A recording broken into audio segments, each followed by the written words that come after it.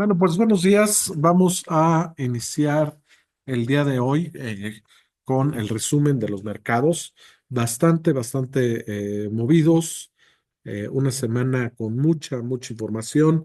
Ayer platicábamos acerca de lo que se platicó o lo que Jerome Powell comentó en la Fed, la parte de los pronósticos para 2025, 2026, 2027, la cantidad de incertidumbre bueno, la incertidumbre que menciona Jerome Powell.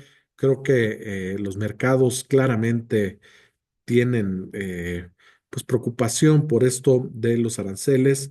Me parece completamente, eh, no por decir innecesario, pero meter estos aranceles digamos, de una sola vez, puede tener una disrupción muy importante en el comercio global, sobre todo siendo Estados Unidos, que es pues el mayor consumidor en el mundo, el que tiene el mayor Producto Interno Bruto, el que importa más bienes de todos los países. Entonces, bueno, esto puede traer consecuencias graves, más graves de lo que se está anticipando. Yo creo que es posible, no estoy diciendo ni afirmando nada, pero las consecuencias de algo así, creo que pues, han escuchado del Black Swan, ¿no? Del cisne negro, eh, por Nassim Taleb, donde dice, bueno, pues hay cosas que no vemos y esas cosas que no vemos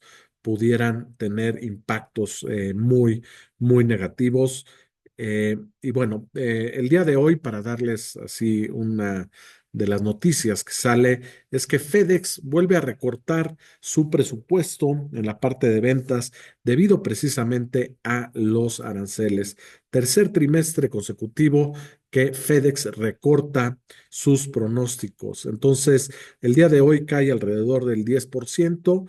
Vemos los mercados cayendo 0.9, el Nasdaq 0.9, el Standard Poor's 0.9, el Dow Jones 1%, el Russell alrededor de 1.3%, la volatilidad otra vez arriba de 20,35, mercados bastante nerviosos. Si ven en la parte de la derecha, en mercados globales, prácticamente todos los mercados en terreno negativo, emergentes, desarrollados, digamos, en vías de desarrollo, Japón, Australia, Francia, el Reino Unido, Alemania, India, en terreno positivo, México cayendo pues 0.8%, Sudáfrica también, China también 2.2%, eh, 11 de los 11 sectores, 10 en terreno negativo, el Bitcoin también cayendo.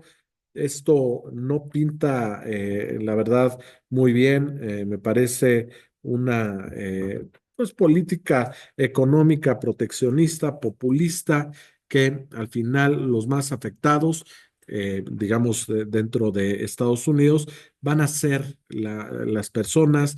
Es muy probable, muy probable que, bueno, de hecho yo creo que es un hecho, ¿no? Que el tema de los aranceles vaya a frenar la economía en Estados Unidos. No quiero decir que vayan a entrar a una recesión, aunque las probabilidades de una recesión son altas, no quiere decir que vayan a entrar a una recesión. Yo creo que es bastante probable que estemos viendo una recesión en los próximos meses, debido pues a las consecuencias que van a tener estos aranceles. Estamos viendo caídas en los mercados importantes, alrededor de el 10% en el Nasdaq, en el Standard Poor's un poquito menos. Y bueno, esto también alimenta pues un poquito el freno en la economía en Estados Unidos. Recuerden que la mayoría de las personas en Estados Unidos tienen pues sus ahorros también en la bolsa en Estados Unidos, y esto afecta. De hecho, muchas veces lo que puede suceder es que los mercados incluso sean un detonador de una recesión económica. No estoy diciendo que esto vaya a suceder, estamos hablando del histórico y lo que ha sucedido. Entonces, bueno, es una combinación de factores. Las empresas me parece que también van a empezar a sufrir, sobre todo las pequeñas y medianas empresas, van a empezar a sufrir con este pues menores márgenes, sobre todo aquellas que se dedican a la producción, menores márgenes. Vamos a poner un ejemplo, Apple. Apple importa muchísimo de China, importa muchísimo de otros países y uno de los factores por los cuales estamos viendo que Apple tiene, digamos, esta evaluación tan alta es el principal factor son los márgenes tan altos que está manejando, pero si le suben los costos, muy probablemente esos márgenes se van a reducir. Si la gente empieza a ver un incremento en los costos, pues bueno, van a gastar menos en ese tipo pues en ese tipo de bienes y esto pues, se hace una cadenita, ¿no? Por llamarlo así, una espiral. Podemos hablar pues sí, una cadena que puede, pues, detonar una recesión y además con precios más altos. Me parece absurdo que lo que están haciendo, no solo por México, no solo por ser mexicano y porque sabemos que nos va a afectar en el tema de las exportaciones, sino también en Estados Unidos no tiene mucho sentido, eh, por lo menos no en la manera en que lo están haciendo, que es de manera muy precipitada, todo muy rápido, y esas distorsiones tan rápidas, como dicen por ahí, no es la bala la que mata, sino la velocidad, y esto puede tener graves consecuencias. Vamos a ver qué es lo que sucede. Todavía estamos alrededor de 12, 13 días de que el presidente Donald Trump decida cuáles van a ser los aranceles para Canadá, para México. Los mercados están gritando, prácticamente diciendo que esto es una muy mala idea. Si no fuera una mala idea, no estaríamos viendo correcciones de por arriba del 10% en el Nasdaq y eso que aún todavía no entran los aranceles.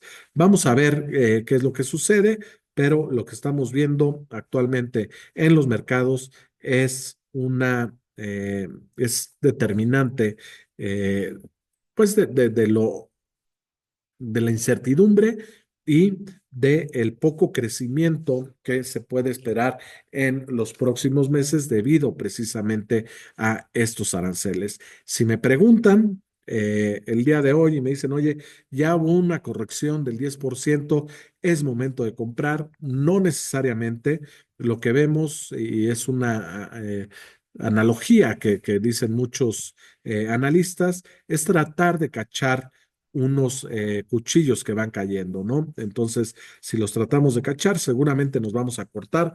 No entraría yo a acciones de alto riesgo hasta no tener certidumbre, hasta no ver qué es lo que va a suceder.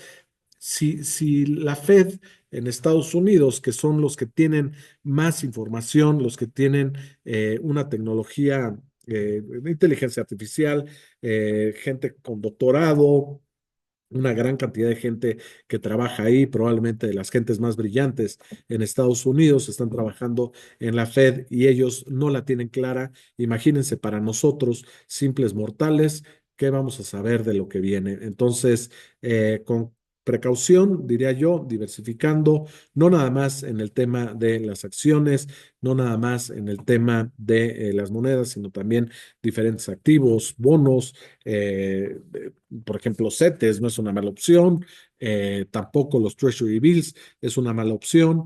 Hay instrumentos que replican los Treasury Bills, es decir, hay muchas opciones.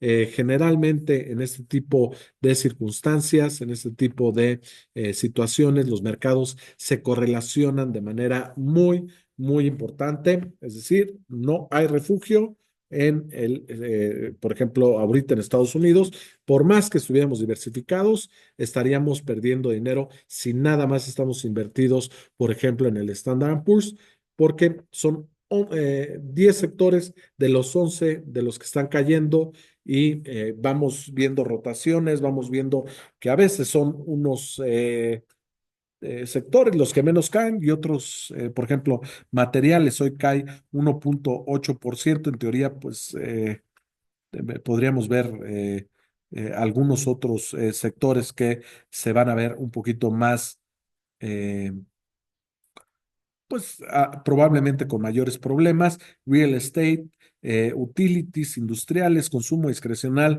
tecnología, todo está cayendo el día de hoy. La magnitud de la caída no es tan importante como la hemos visto en otras ocasiones, pero resumen esta caída, ¿no? En fin, mi panorama, mi visión, mi opinión es probable un poquito más pesimista de lo que algunos de los analistas está diciendo. Yo creo que esto de los aranceles puede traer consecuencias muy, muy graves.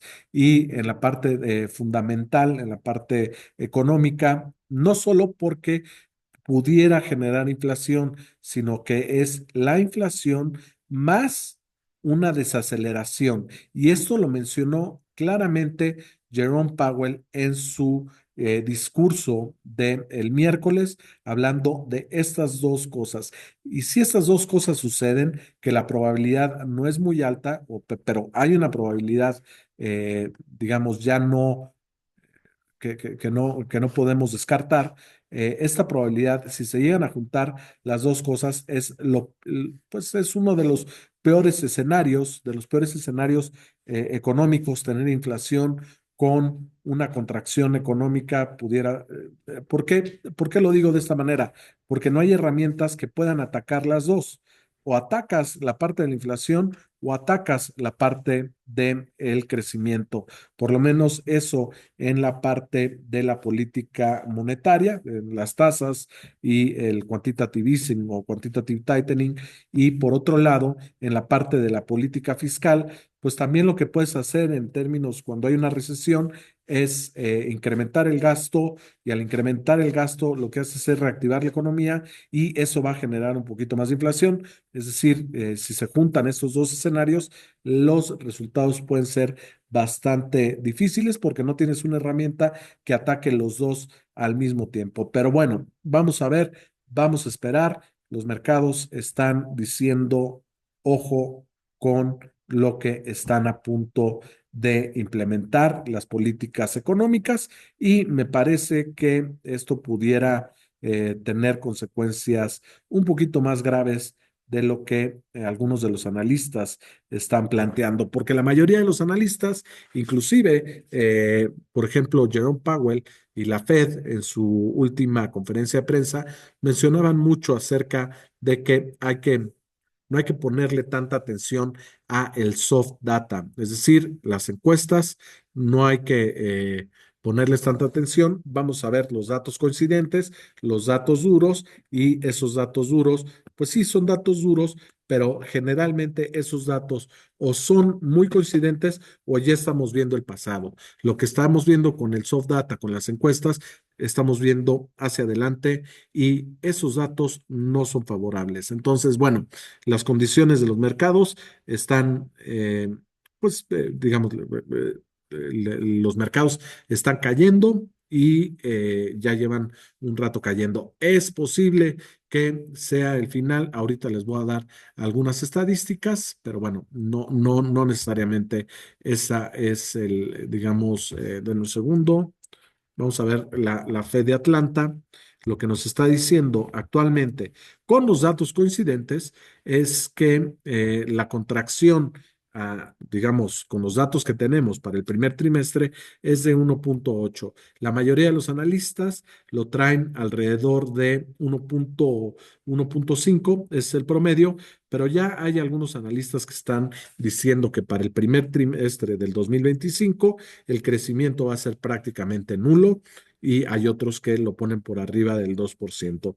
Es decir, si ven esta franja azul, la que está sombreada, cada vez es más alta y eso lo único que significa es incertidumbre. La línea verde es lo que estamos viendo del pronóstico de la Fed de Atlanta, que es el dato más coincidente que tenemos a medida que van saliendo los datos. Esto, hablando de las recesiones y cómo puede afectar a los mercados, bueno, vamos a platicar un poco. La mayoría de los mexicanos, de los inversionistas que son nuevos en el mercado, pues bueno, hemos visto dos caídas superiores al 20%.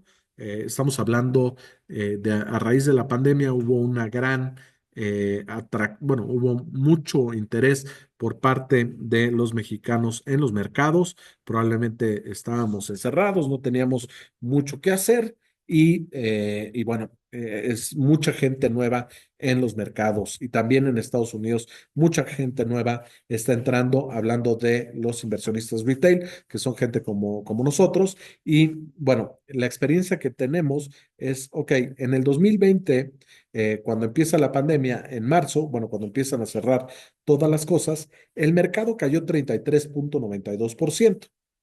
La diferencia aquí es que esa caída tan solo duró 33 días. ¿Por qué? Porque el gobierno federal en Estados Unidos lo que hizo fue regalar dinero y regaló muchísimo, muchísimo dinero. Un punto aquí. El problema es que, a diferencia de lo que pudiera suceder ahora, es que eh, una, el déficit fiscal de Estados Unidos en ese momento no era el actual. La deuda contra Producto Interno Bruto no es ni similar a lo que estamos viendo actualmente, precisamente por el gasto que hicieron en 2020. Además, en ese momento no había inflación. La inflación fue generada por pues por esas políticas fiscales de estar regalando dinero a prácticamente todo el mundo. Después tuvimos otra corrección de alrededor de 24%. Esta contracción en el Standard Poor's duró alrededor de 287 días, lo cual es un poquito por debajo del promedio de los días. Pero lo que quiero decir aquí es que no estamos acostumbrados, la mayoría de los inversionistas retail, a caídas que sean mayores al 30% y con un periodo mucho mayor. Por ejemplo, en 2008 la caída llegó a ser 51,93 y duró pues prácticamente 400 días, casi 2 años en recuperar esas caídas. Si nos vamos al 2000, en la burbuja del dot-com, cayó 36%. Este es el Standard Poor's, este no es el Nasdaq, y porque ahorita les platico la diferencia y eso tardó 546 días en recuperarse. Si nosotros vemos lo que sucedió con el Nasdaq, que son empresas de tecnología, bueno, pues ahí la caída fue mucho mayor y nada más tomó 16 años en recuperarse el mercado. Lo que quiero decir y lo que quiero transmitir es que no porque estemos y las crisis o las correcciones de mercado que hemos visto hayan sido de corta duración, quiere decir que una contracción, una caída en los mercados va a tener más o menos esa misma duración. Además, recuerden que lo que sucedió entre 2021 y 2022 fue que los mercados crecieron de manera exponencial. Pocas veces hemos visto mercados, bull markets, tan agresivos como los que vimos del 2020 al 2021. Entonces, me parece que eso fue un ajuste de los mercados, pues tanto las valuaciones llegaron a estar completamente pues salidas de lo normal y me parece que fue una corrección sana la que estamos viendo. Ahora, hablando de otros temas, ¿cómo estamos actualmente las valuaciones? Si vemos Voy a utilizar en esta ocasión el price to earnings, pero de los últimos 12 meses, no tanto de los próximos 12 meses. ¿Por qué? Porque los estimados de los próximos 12 meses ya traen, o sea, estamos considerando que va a haber un crecimiento importante y me parece que no se ha ajustado mucho a los aranceles, a los impuestos. Entonces, si nosotros vemos el price to earnings y además los earnings, son las utilidades. Me parece que todavía no hay una actualización general en lo que puede tener el impacto de los aranceles en los márgenes. Entonces vamos a revisar los últimos 12 meses. Si nosotros vemos los últimos 12 meses, el precio entre utilidad, estamos viendo Microsoft arriba de 30, Apple 33, Broadcom 91, Nvidia 39, Amazon 35, Tesla 117, Google 20,45, Facebook 24, Walmart 35, Costco 52. La media, la regresión a la media, más o menos debería estar alrededor del 15. Si son empresas que están creciendo mucho, es normal que veamos múltiplos altos. Pero en momentos donde hay tanta incertidumbre, donde es posible que sus márgenes se reduzcan, es probable que haya un menor consumo en Estados Unidos, como lo que estamos viendo, pues bueno, es probable que puedan llegar alrededor del 15 y esto puede ser algo peligroso para los que están más concentrados en estas acciones. Insisto, esto no es una recomendación, esto hablamos de probabilidades. Y como hay una probabilidad de que sucedan las dos cosas al mismo tiempo y el resultado pudiera ser una caída muy importante en los mercados, tenemos que ponderar la probabilidad por el resultado y más o menos tener una idea de lo que puede suceder. Entonces, habiendo estas probabilidades, habiendo estos pues, posibles escenarios, me parece que es un poquito difícil estar concentrado en este tipo de acciones. No veo un detonador de crecimiento. Puedo ver un detonador de reducción de gastos con toda la parte de inteligencia artificial, eso definitivamente, pero recuerden que si va a haber una reducción de gastos, probablemente venga acompañada de despidos y si hay despidos, entonces hay menor consumo. Entonces, esto me parece que pudiera pues neutralizar el efecto neto de esta productividad, ¿no? Entonces, en mi opinión, es un punto, estamos en un tema de muchísima incertidumbre y esto es lo que no le gusta a los mercados. Si vemos el performance de los últimos 3 meses, estamos hablando, por ejemplo, de que Tesla ya perdió el 50% de su valor, ¿ok? Estamos hablando de 770 billones de dólares en pérdida de capitalización de mercado. 770 billones. No, no, no, son datos y números que a veces no entiendo. Casi $1 trillón que ha borrado de su valuación. Todavía vale 770 billones de dólares, pero nada más para que se den una idea de del dinero y este dinero no es suma cero, es decir, ese dinero se borró, se evaporó y hay menos dinero en, en, en el mercado, ¿no? Y al final, pues bueno, seguimos viendo múltiplos altos. Si los múltiplos estuvieran más bajos, a lo mejor estaría un poco menos pesimista, pero con estos múltiplos, con estas poco crecimiento, por ejemplo, en Apple, reducción de márgenes, mi opinión es que las cosas pudieran estar un poquito peor de lo que muchos analistas están diciendo y lo tomo como referencia de lo que está mencionando actualmente la Fed. Entonces, bueno, sobre el tema de los datos de mercado, lo que podemos ver es las ventas al consumidor en Canadá, contracción 0,6% mes a mes. El final, vemos también la parte de los retail sales excluyendo autos 0,2% y pues no mucho más. La confianza del consumidor en Turquía, la confianza del consumidor en Francia, no hay mucho que mencionar por ese lado. También la confianza del consumidor en España. Así es que, bueno, esto es un poquito lo que tenemos. La próxima semana vamos a tener un poquito más datos. Hoy no hay tantos datos, por eso tratamos de sacar algunas estadísticas. Vamos a ver los next week. Dame un segundo. para revisar qué es lo que vamos a estar viendo. Vamos a estar viendo así los datos más relevantes, la parte de bienes duraderos. Importantísimo este dato con el tema de los aranceles. Bienes duraderos son aquellos bienes que que las empresas compran para producir. Se espera una contracción entre 0,7 y 1,2%. Esto sí es directamente, pues bueno, ligado al tema de los aranceles.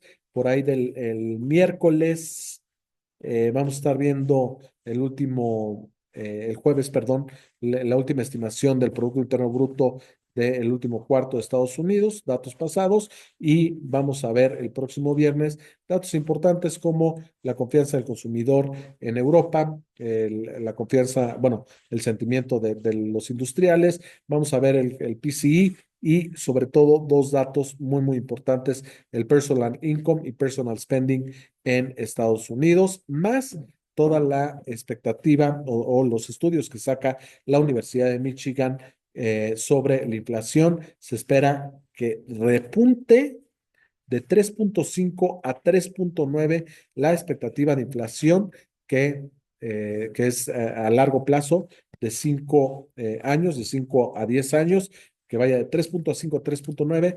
Esto sería un pésimo dato, a pesar de que Jerome Powell desestimó precisamente esta estimación, y las de corto plazo se espera que suba de 4,3 a 4,9. Si estos son los datos, va a haber un poquito de más nerviosismo en los mercados. Así es que, bueno, con esto termino un poco la plática y voy a leer algunas de sus preguntas que están por acá.